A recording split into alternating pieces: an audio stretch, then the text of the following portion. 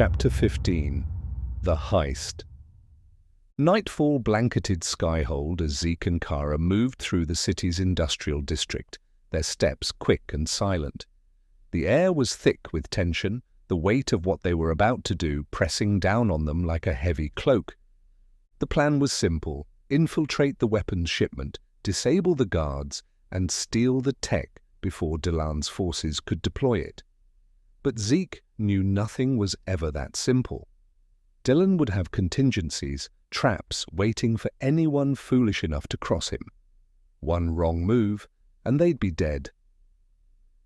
As they approached the warehouse where the shipment was being stored, Zeke glanced at Kara.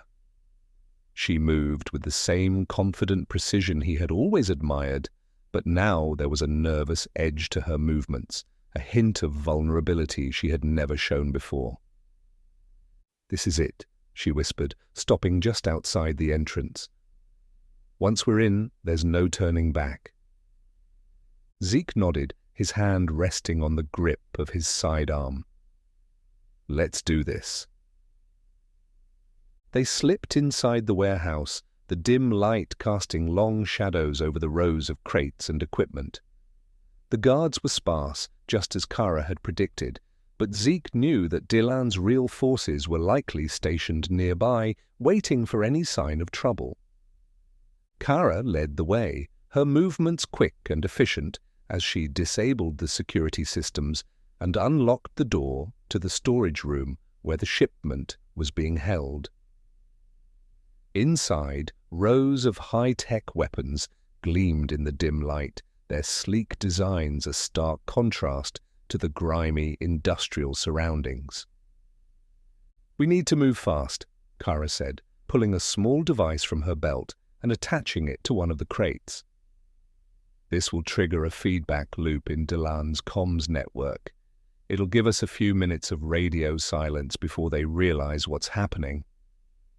Zeke nodded, keeping his eyes on the entrance. "How do we get this stuff out of here?" "There's a transport vehicle waiting on the other side of the building," Kara replied. "We just need to—" Suddenly, the door to the storage room burst open and a squad of armed soldiers stormed in, their weapons trained on Zeke and Kara. At the head of the group was Dylan, his face twisted into a triumphant sneer.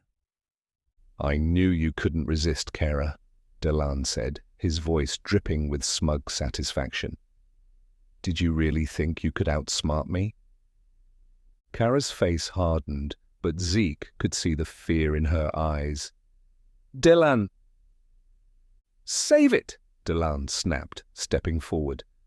"I gave you a chance, Kara. I offered you power, security, a place in the new order, and this is how you repay me?" Zeke's hand hovered over his weapon, but he knew it was futile. They were surrounded, outgunned, and outmaneuvered. But then something unexpected happened.